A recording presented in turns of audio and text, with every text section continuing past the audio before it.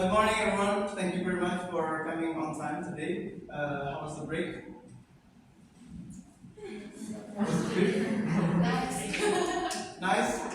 Some people might not have the break at all because of some religious events. Yeah, but some people had a lot of breaks. Yeah. Today, I hope you are all refreshed and ready for our class. In this class today, we will be talking about detective fiction as we have planned. This is, as you know, detective fiction is one of the most favorite of all popular literature. Uh, we have seen detective fiction in so many forms, in books, in novels, novellas, short stories, comic books even, like Detective Conan, and movies, of course. We have a lot of movies and series. The newest one is probably Enola Holmes. I think that's the newest detective fiction, yeah? Yeah. And not only that, detective fiction is also very popular nowadays because the structure or the values of detective fiction are actually found in most of our Hollywood entertainment. In most crime fiction or thriller or mystery fiction, we have the formula or the characteristics of detective genre.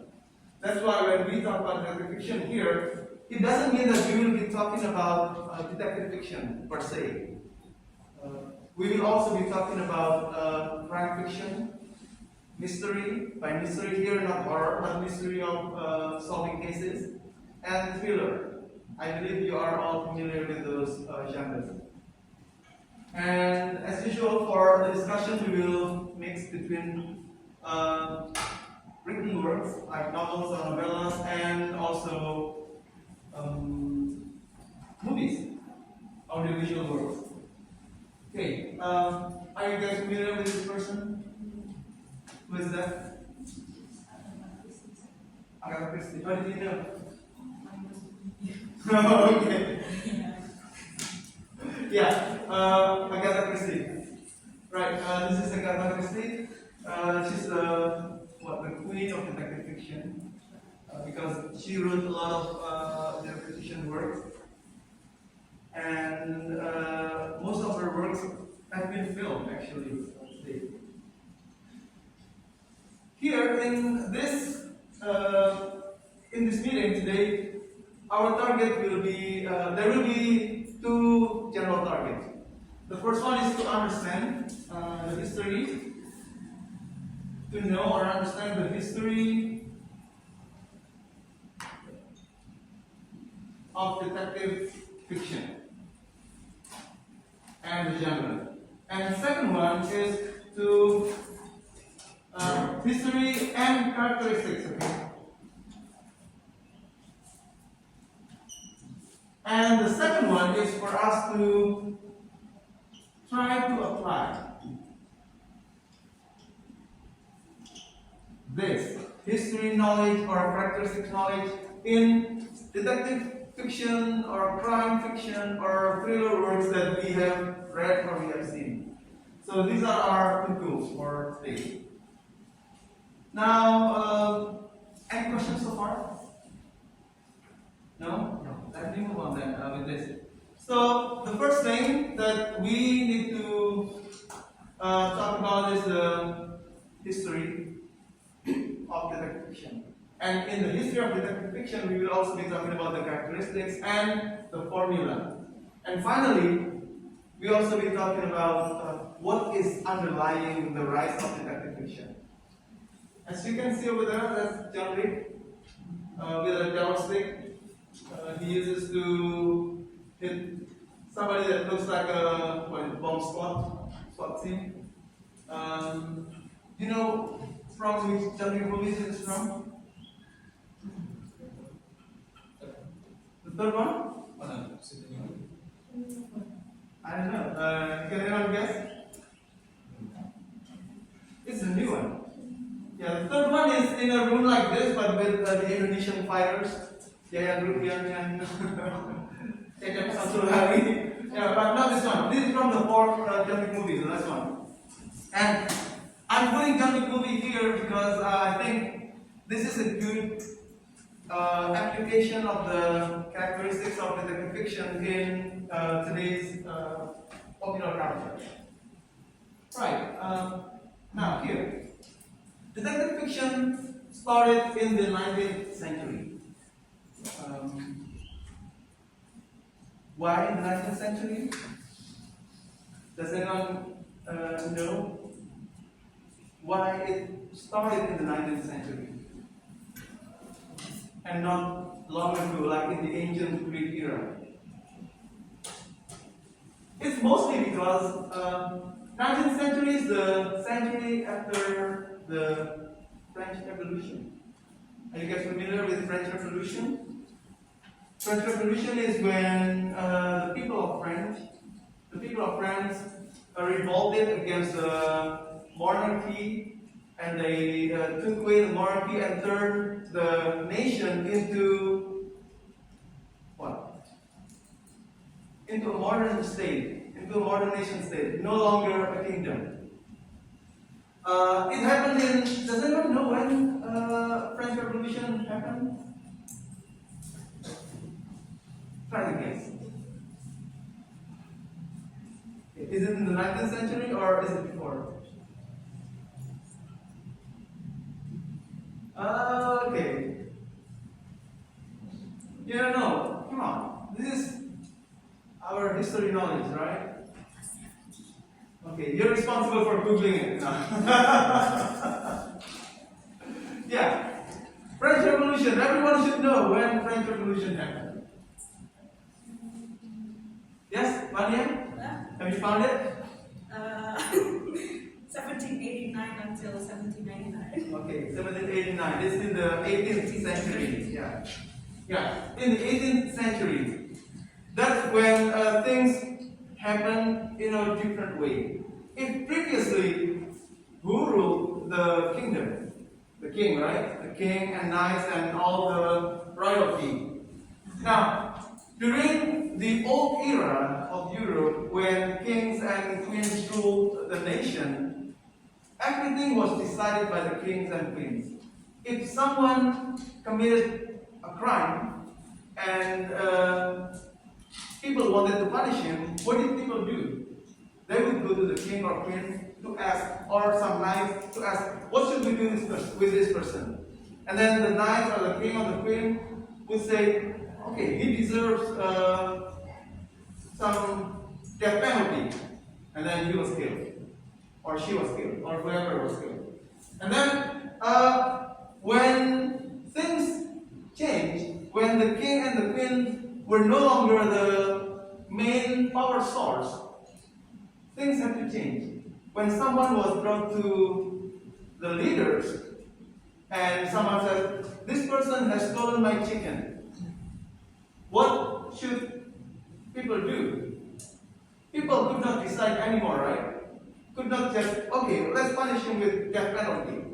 No, it's impossible to do that. For things to happen justly, what they did was they started questioning the witnesses, they questioned the perpetrator, or they questioned the victim to decide whether this person is really guilty or not.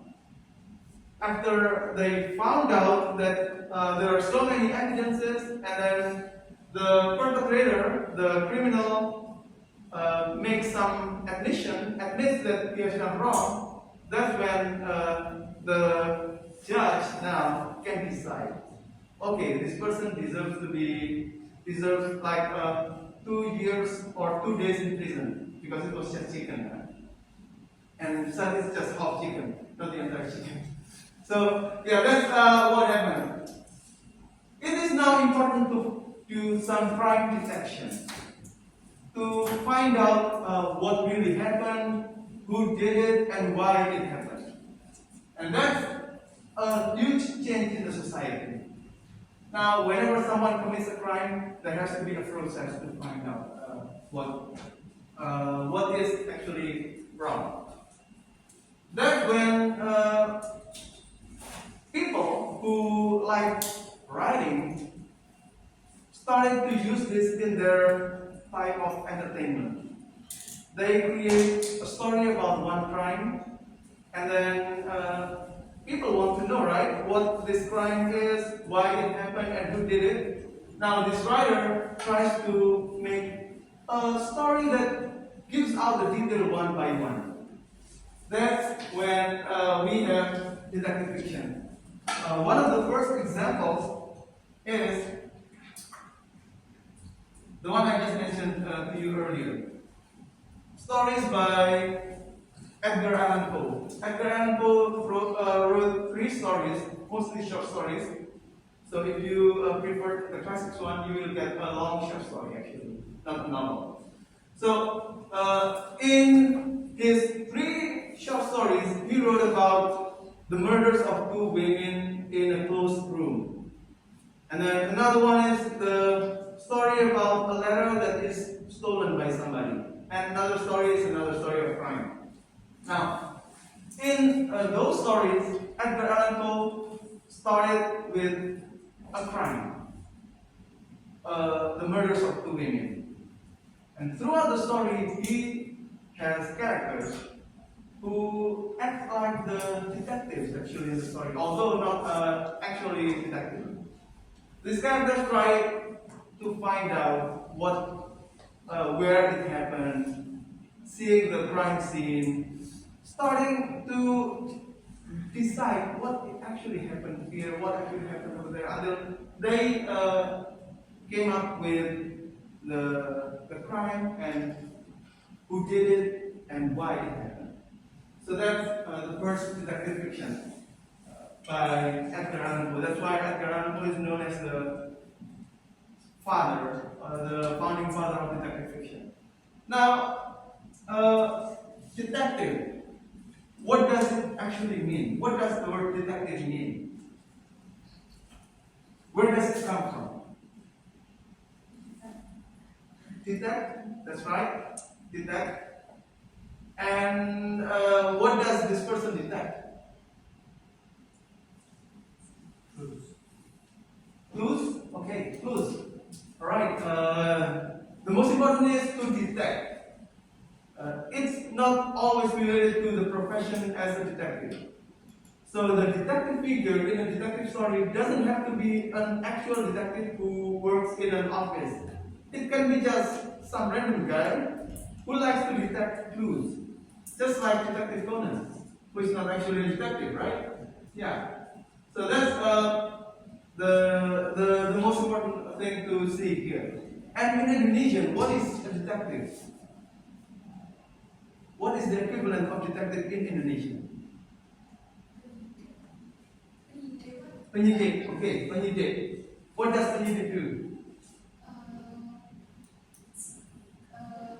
Case about apa sih menelusuri tentang kasus pembunuhan. Okay, menyidik, ya. Finding clues. Or another term for this. What is the other term for detective or penyidik in Indonesian? A more common term, I guess, which comes from a French word. Assessor. Are you guys familiar with assessor? No, not familiar. Okay. Does anyone have a police in their family? No? Okay. Alright then. Yeah. Assessor is from the word research. So finding, assertion in French. And in Indonesian, we are more familiar with this as reskrim, assessor criminal. So researching crimes. Right. Now, before going further into the characteristics of detective fiction, we need to know several stages in the history of detective fiction. The first one is the original detective, like I mentioned to you. So these are the modern detective. We have a person named Auguste Dupin. Auguste Dupin is someone who is knowledgeable. He likes reading, he likes collecting books, he likes going to libraries and bookstores and so on. and he has a strong reasoning power. With this reasoning power, he can somewhat know what actually has happened in one place. I believe it reminds you of the character Sherlock Holmes. Sherlock Holmes is like that. Sherlock Holmes is pretty much modeled after this modern detective, Auguste Dupin. And Auguste Dupin has a friend, the narrator, who is not named actually. Just like Sherlock Holmes has, who is his partner? Dr. Watson, yeah, Dr. Watson. And this is the modern detective. This is the first one. It was published around 1840s, give or take. Not exactly 1840. And the second one is the first detective, the beginning of the genre. After Edgar Allan Poe wrote the 3 short stories, other people took up on this idea and developed it further into Wilkie Collins, Arthur Conan Doyle. You know Arthur Conan Doyle now, with Sherlock Holmes. So this is the first genre, the beginning of the genre. After Edgar Allan Poe started it. Next, the golden age is when Agatha Christie wrote her works. We have, the first picture I showed you of Agatha Christie with 2 piles of books. So those are all her books. So she wrote that many. And what is the detective figure in these stories? Yeah. Miss Marple. Miss Marple. Miss Martha? Miss Marple. Miss Marple. Okay, is that one of them is Miss Marple? But what is the most dominant character? Detective Poirot. Yeah, Detective Poirot, Hercule Poirot. That's the detective in Murders on the Orient Express. Yeah. So you know that character as well. So this is pretty much the golden age. And later on, we have this trend in mostly books called the hard-boiled books. Hard-boiled, like hard-boiled books are characterized by the use of dialogues and a lot of dark crimes set in American cities, and there are so many sexual elements in these hard-boiled novels. In the hard-boiled detective, we find detectives that are quite unreliable. Sometimes the detective figure is like an anti-hero, someone who has problems, mostly with alcohol, cigarettes, and women. So these problematic detectives are common in hard-boiled work. And now we have more inclusive stories with various detectives and various problems. Are you guys familiar with the Alaskan Daily? It's on Disney Plus, I believe. Alaskan Daily talks about a journalist in a small newspaper in Alaska who tried to solve cases related to the missing Native women of Alaska. And that uses the style of detective fiction. And of course, you saw this one a couple of years ago. Oh, you can see it. And it's Robert Pattinson and Selena Kyle from the Batman, the latest Batman movie. That uses a detective style, right? Have you guys watched this movie? Yes. Yeah, so it uses the style of detective fiction. That's why I told you it's now popular because even though it's called the detective genre, nowadays the style, the characteristics can be found in various types of works.